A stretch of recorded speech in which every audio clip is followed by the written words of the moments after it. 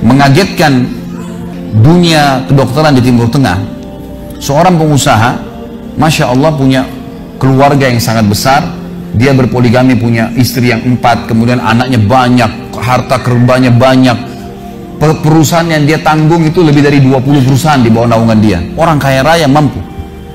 Subhanallah, satu waktu di umur 63 tahun dia datang periksa ke dokter. Dia rasa nggak enak, sesak nafas.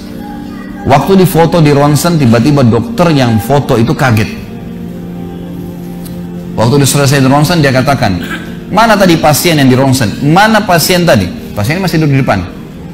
Pastikan pasien ini cari di ruang kematian. Nggak mungkin, secara ronsen sudah tidak bisa. Jantungnya tidak berdetak. Orangnya tidak berdetak jantungnya. Subhanallah, pada saat dicek ternyata tidak berdetak betul. Ditanya mana, dokter ini tidak percaya. Dia teriak, dia mengatakan ada orang mati baru di ronsen tapi bernafas, gitu kan. Dia panggil telepon teman-teman spesialisnya, kemudian ditelepon datang. Kemudian dikasihlah gambar tersebut kepada temannya, mengatakan mana jenazah ini. Kata temannya, dokter yang foto pertama, ini bukan jenazah, ini orangnya lagi duduk.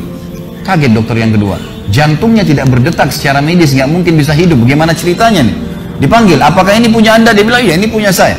Dicek lagi kedua kali, benar. Dua-dua dokter ini tahu secara teoritis, shock. Ini nggak mungkin orang mati nih. Nggak ada ceritanya nih. Dipakai alat USG pun jantungnya tidak berdetak. Kok bisa hidup nih? Bisa ngobrol. Telepon teman-temannya. Sampai dokter-dokter yang asli dari Jazirah Arab pun yang ada di Eropa, dokter spesialis pada datang keesokan harinya, cek, nggak percaya kejadian ini. Dicek ternyata benar. Kemudian ditelusurin lah, kira-kira bagaimana bisa orang ini masih bernafas, masih ngomong. Si pasien ini mengatakan, ada apa sebenarnya? Dia bilang, orang seperti Anda nggak mungkin hidup, sudah mati. Lalu kata dia, apakah orang seperti saya, jantung tidak berdetak, bisa punya keluarga? Mereka bilang, mustahil. Dia bilang, saya punya istri dan saya melayani mereka. Apakah orang seperti saya bisa bekerja? Dia bilang, mustahil. Saya menaungi 20 perusahaan saya. Semuanya bisa berjalan. Mereka nggak percaya.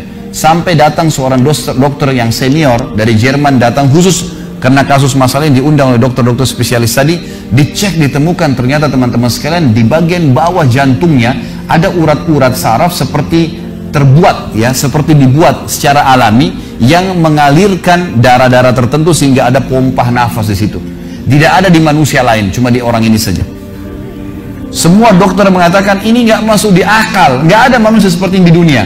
Jantungnya sudah tidak bergerak, tapi masih bisa hidup karena dari rongga-rongga urat saraf yang keluar itu bisa masuk udara, oksigen dan terpompa, akhirnya hidup dan hidupnya normal. Gitu kan? Subhanallah, ini sesuatu keajaiban. Lalu kemudian ditanggapi oleh seorang syekh yang memang teman dekatnya orang ini, mengatakan, yang saya tahu, ini sebenarnya disampaikan dalam khutbah Jumat. Lalu dia mengatakan, yang saya tahu, orang ini tidak pernah ketinggalan puasa Senin Kamis, tidak pernah ketinggalan puasa Ayyamul Bid. Semua puasa sunnah dan wajib dijalankan, dan tidak pernah buka puasa sendiri, pasti buka puasain orang lain. Tidak ada kegiatan sosial, buat gali sumur, bangun masjid, bagi kitab Al-Quran, tidak pernah kecuali dia ada di situ. Walaupun andilnya tidak besar, tapi selalu ada. Orang tuanya selalu dibaktiin, selalu bersedekah, selalu kalau datang kepada saya diskusi tentang masalahnya orang. Ini ada tetangga saya punya masalah begini, bagaimana jalan keluarnya secara syariat, dan seterusnya. Hidupnya sibuk dengan ibadah kepada Allah Subhanahu Wa Taala. Allah ciptakan urat saraf khusus sehingga bisa terpompa, ya, udara masuk ke jantungnya. Tidak ada operasi. Ini yang dikatakan yaj'al min amri yusra, mudah, aneh, dokter nggak masuk di akalnya. Dan ini banyak orang subhanallah lupa dengan Allah Azza wa Jalla. Subuh besok insya Allah kita akan bahas lebih jauh masalah itu. Mereka tidak tahu kalau kekuatan Allah SWT. Sakit, dokter, dok, bagaimana saya bisa sembuh? Subhanallah. Sebelum pergi akhi, ukhti, bilang, ya Allah, jadikan dokter ini penyebab saya sembuh. Sembuh insya Allah. Tapi kita tidak bergantung pada manusia. Kata Nabi SAW dalam hadis qudsi riwayat Bukhari, kata Allah Azza wa Jalla, hai anak Adam, kalau kau menggantungkan nasibmu pada aku akan memenuhi semua kebutuhanmu. Tapi kalau kau menggantungkan nasibmu pada selain aku, maka aku akan biarkan kau dengan ketergantunganmu. Ya udah, terserah kamu, tidak akan bisa ditolong, gitu kan? Tapi kalau Allah Azza wa Jalla turun tangan, sudah berbeda ceritanya teman-teman sekalian. أمي كم أهواها أشتاق لمرآها وأحن لألقاها وأقبل يمناها.